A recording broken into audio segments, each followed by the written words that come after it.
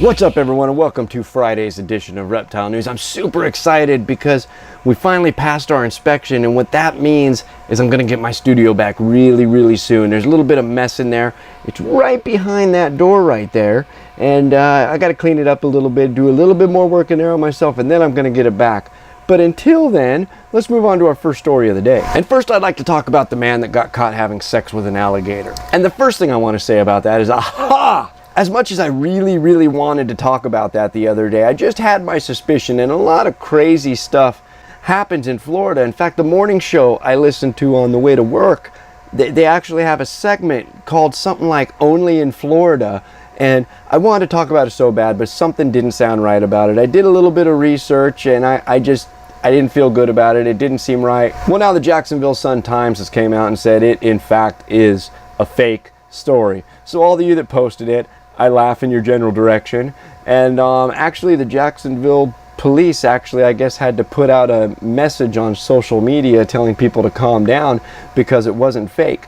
And some of these messages that were shared were absolutely funny. I'll recite one of them to you by a person named Allison, and we'll just leave it at that. This world is wild. A guy got arrested for having sex with an alligator. An alligator.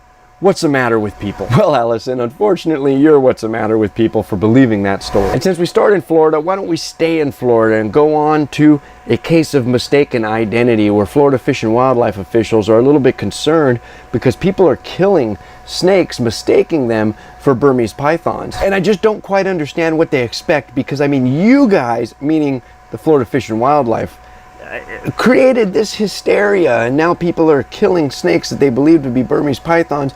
Didn't you think if you scared the shit out of all your people down there that they were gonna just start killing stuff that they thought was a Burmese python?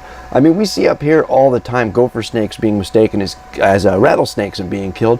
I've seen king snakes, and I don't know how, so don't ask, banded king snakes being mistaken for western rattlesnakes and being killed. So that's really all I got to say is, what did you expect to happen? But to the people in Florida that might be interested in killing a snake, or maybe fell across this video because you were looking for information on the snakes that you're seeing, the Florida Fish and Wildlife Service is asking you to ask first before you kill. Talk to a friend, talk to an official, make sure if you're killing a snake, and we've talked about this 1,000 times, I don't condone killing a snake. The problem in Florida with the Burmese pythons, it's a real complicated situation, and I don't like the fact of them being killed, but at the same time I can't really fault the people for trying to fix the problem that was created anyway. But please just make sure the last thing you do at least is check and make sure that if you're killing a Burmese python in Florida, that you're actually killing a Burmese python in Florida, and not one of the many native species that are actually doing good for the environment down there. And now we're going to move on to a bit sadder story out of Texas. I'm sure a lot of you have already heard this story so far.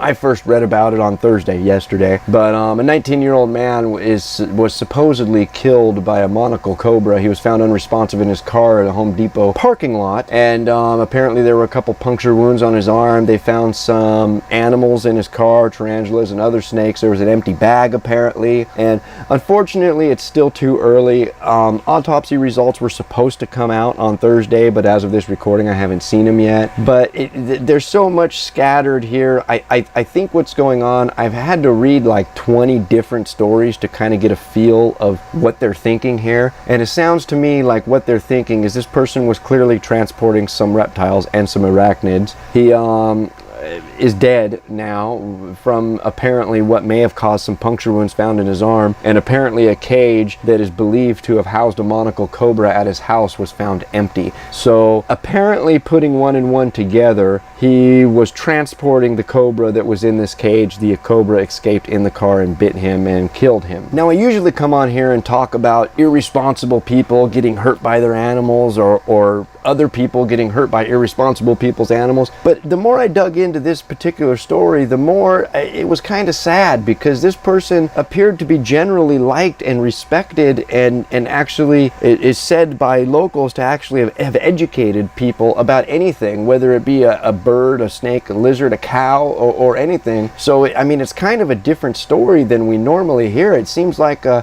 huge mistake on this guy's part, which no doubt came caused this tragic end. And I've already read a few things on social media kind of slamming this guy, and it kind of bugs me because this is somebody's child, you know, and while being young, a 19-year-old, potentially somebody's parent. And I just don't feel like this is one of those stories where we could slam the person for it. It was a tragic mistake. That being said, it reminds us just how careful we have to be around those of us, not me, I don't keep venomous animals unless you count a hognose snake venomous, but for those of you that keep venomous animals, and not only venomous animals, I don't care if you keep a green and all or a monocle cobra, it just kind of, it's another one of these tragic reminders that reminds us how careful that we have to be out there. And no doubt, as I read on Brian Barczyk's Facebook post, of course animal rights groups, the Humane Society, maybe even PETA, they're going to grab a hold of this. I'm sure they're going to, in one way or another, release a statement kind of trying to slam the fact that this animal was kept in captivity at all. And I guess we'll just kind of have to take that bull by the horns when we get there, but just be ready for it, I guess. And that, my friends, has been all your news for this Friday. If you'd like to read any more of these stories, that link's right down below here in the description. And as always, if you're still watching, my name is Jason White. Now you know what's going on in the reptile world. Be good to each other, and we'll see you on Monday.